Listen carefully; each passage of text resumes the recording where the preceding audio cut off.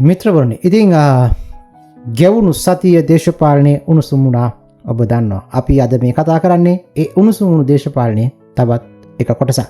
විශේෂයෙන් මේකට හේතු වුණ කාරණාව තමයි හිටපු ජනාධිපති රනිල් වික්‍රමසිංහ මහතා අධිකරණයට පැමිණීම. අපි කියන්නේ ඒක මේ දෙස් විදෙස් මාධ්‍ය එවැගේම සමාජ ජාල ඇතුලේ සහ ගමේ කෙළවරේ ඉන්න මිනිස්සු පවා බලාගෙන හිටියා. මොකද ඒකට හේතු වුණේම මේ මාලිමා රජය නැත්තම් කුහක JVP කාර්යෝ නැත්තම් ජෙප්පෝ ටික එකතු වෙලා මතයක් හදලා තිබුණා පළවෙනි වතාවට ජනාධිපතිවරයෙක් හිරේ දාන්න යන්නේ කියලා. අන්තිමට වෙන්න යන දේ තමයි අද අපි මේ කතා කරන්නේ. right අපිට කියන්න තියෙන්නේ දැන් වෙනකොට දිලීපට ස්තුතියි කියලා තමයි. ඇයි ඒ? ඔබතුමා කියනවනේ රනිල්ට විරුද්ධව මහාධිකරණයේ අධිචෝදනා ගොනු කරනවා කියලා. හරි හොඳයි. ෂෝ ඉක්මනට ඒක කරන්න ඕනේ.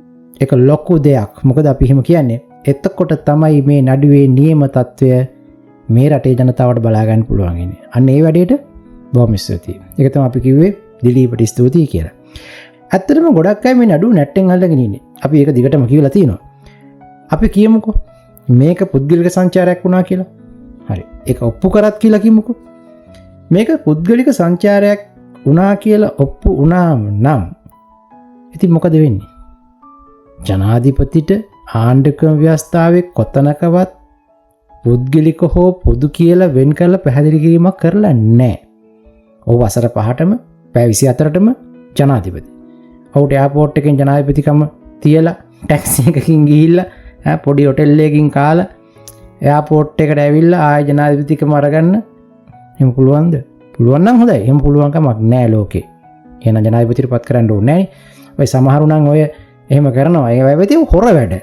ඒ නිසානේ මෙතනින් ප්ලේන් එකෙන් ගිහිල්ලා බැහැලා එතනින් එහාට විවිධ කට්ටියක ගෙවල් වල නතර වෙන්නේ. ඒ නිසා මතක තියාගන්න. ඔහු පැය 24ෙම ලෝකෙ කොහේ හිටියත් ආරක්ෂා කරන්න ඕනේ. උදාහරණයක් විදිහට ඔහු එංගලන්තයේ ඉන්න ඩයස්පෝරාවෙන් උස්සනවා. අපිට ඊළම දෙන්න කියනවා. මොකද කරන්නේ? ඒ නිසා ජනාධිපතිවරුන්ට ඉන්ටර්වල් තියෙන විදියක් නැහැ. අනිත් එක තමයි මිත්‍රෝනේ ජනාධිපතිවරයා රටකට එක්කේ නැහැ. එයාගේ වීදම සැරයි. අනිත් එක මතක තියාගන්න මේ තනි මිනිස්සෙක වීදම නෙමෙයි. මේ කණ්ඩායමක වීදම. මේ ගැන තමයි මේගොල්ලෝ කතා කරන්නේ. තව එකක්. ඒ සඳහා ජනාධිපතිවරයාට මුක්තියක් තියෙනවා. පාඩුවක් වුණා නම් ඒක රජයට නැවත ගෙන්වා ගන්න පුළුවන්. ළඟදී කබ්‍රාල් ගත්ත කිව්වෙත් ඒ අවස්ථාව. අනිත් පැත්තට මේ නඩුවේ විමර්ශන තාම අවසන් නැහැ. වැදගත්ම දේ තමයි ආරාධනා පත්‍රය නිවැරදි බව මාස 6ක් ගිහිල්ලත් තහවුරු කරගන්න මේ CID මහත්තුන්ට බැරි වෙච්ච එක. හැබැයි මතක තියාගන්න ඒගොල්ලෝ එහෙම වුණාට පැහැදිලිවම රනිල්ව අත්අඩංගුවට ගත්තේ විමර්ශන අවසන් නොකර. ඒක අසාධාරණයක්. ඒක හැමෝම දන්නවා. ඒ අසාධාරණ එහෙම තියෙනකොට ඒකම සමන් ඒකනායකටත් කරා. ඕව අත්අඩංගුවට ගත්තේ මේ විමර්ශන අවසන් නොකර. දැන් මේක තනිකරම දේශපාලන පරිගැනීමක්. ඒ වගේම ආණ්ඩුවේ වැඩිකම වහගන්න, ආණ්ඩුවේ බැරිකම වහගන්න හා මාලිමාව ඉන්නවනේ මෝඩ කුහක එම කණ්ඩායම මේගොල්ලව රඳව ගන්න පොඩි වැඩක් කරන්න ඕනේ. මොකද්ද වැඩේ? නඩුවක් දාන්න ඕනේ. හරිද? ඇඟට දැනින් නඩුවක් දාන්න ඕනේ. එන නඩුවක් දාන්න මොකක් හරි කරලා රඳව ගන්න, බන්ධනාගාර බස් එකේ ගෙනියන්න, උසාවි එන්න කියලා දිනයක් ඉෂුව වෙන එකත් ඒගොල්ලන්ට පොඩි ආතල් එකක්. right? හැබැයි මේ සිද්ධියේදී නඩුවක් දාන්න නිමිත්තක්වත් නැහැ කියලා මේගොල්ලන්ට අමතක වුණා. right? දිලීපෝ දාල උසාවි රස්තාධිකාරියෙක්ව කතා කරනවා. හරිම ලස්සන කතා. රනිට අපහාස කරනවා. එතකොට අර ඉරිසියාකාර කුහක කණ්ඩායම අර වයින් බීපු මිනිස්සු සතුටින් ඉපිලලා යනවා. ඕක තමයි වැඩේ. ඔය පොඩි ආතල් එක දෙන එක. මතක තියාගන්න. ඔය දිලීපම තමයි අර ડોක්ටර් සාෆි විහිරේ දාන්න තොහම නාට්‍යයක් නටුවා. උඹලට මතකයි නේද? right? ඒ විතරද? හිස්බුල්ලා ලෝයර් හිරේ දාන්නත් ඔහොම චූන් එකක් දුන්නා. ඒක ලොකු වැඩක්. ඊට පස්සේ ඩෝබිමානේ කරපු නතාෂව හිරේ දාන්නත් ඔහොම නටුවා. හැබැයි ඔක්කොම නිදහස් කොට නිදහස් වුණා. දිලීප කරන්නේ ආණ්ඩුවේ වෙනුවෙන් උසාවියේ නාට්‍යයක් කරලා අර මෝඩ කුහක කොටස් චූන් කරලා දෙන එක. ඒක ඒ වචන වලින් තියෙනවා. ඔයාලට පොඩ්ඩක් නිවියන්නේ ඉල්ලේ යාගේ කතාහන් හිටියා නම් තේරෙයි. අවසාන වශයෙන් මිත්‍රවරුනි මෙන්න මේ කතාවත් කියන්න ඕනේ. ඒ තමයි මේ වෙලාවේ රනිල්ට විරුද්ධ.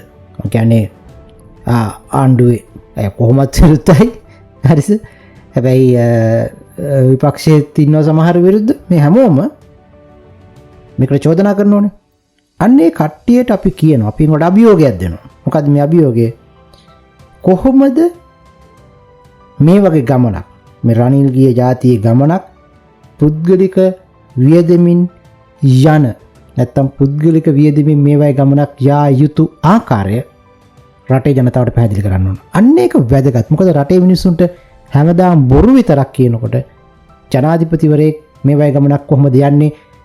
පෞද්ගලික ගමනක් තමන්ගේ සල්ලි වලින් යන්නේ කොහොමද කියලාත් ඒගොල්ලෝ රටට කියන්න ඕනේ. ගිහිල්ලා එන්න. Thank you, Professor Schofield, for that very gracious introduction. I'm humbled by it.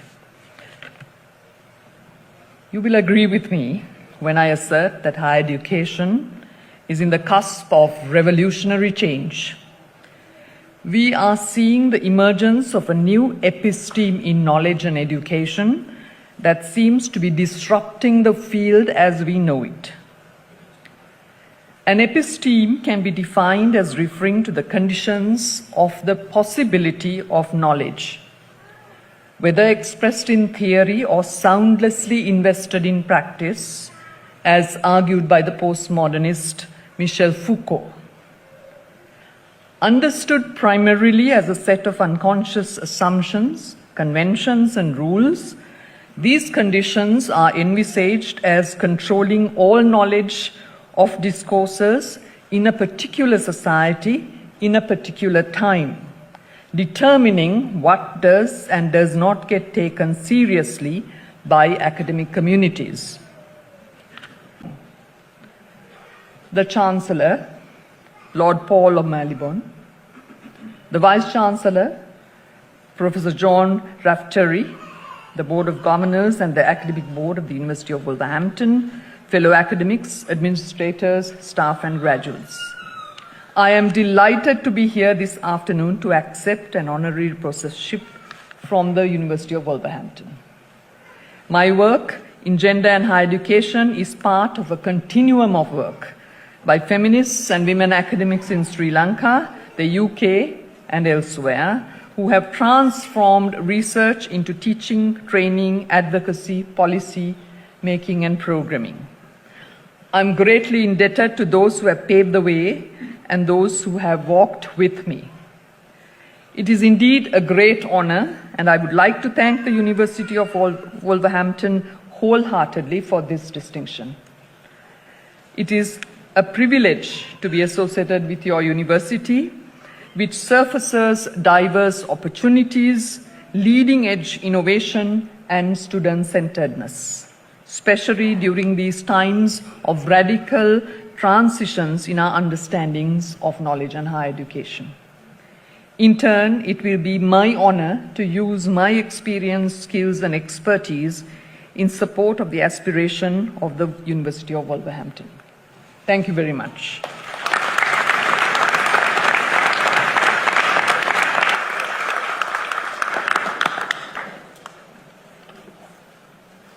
Thank you very much indeed, Claire, for presenting Professor Wickramasinghe. And thank you, Professor, for your very passionate and engaging address.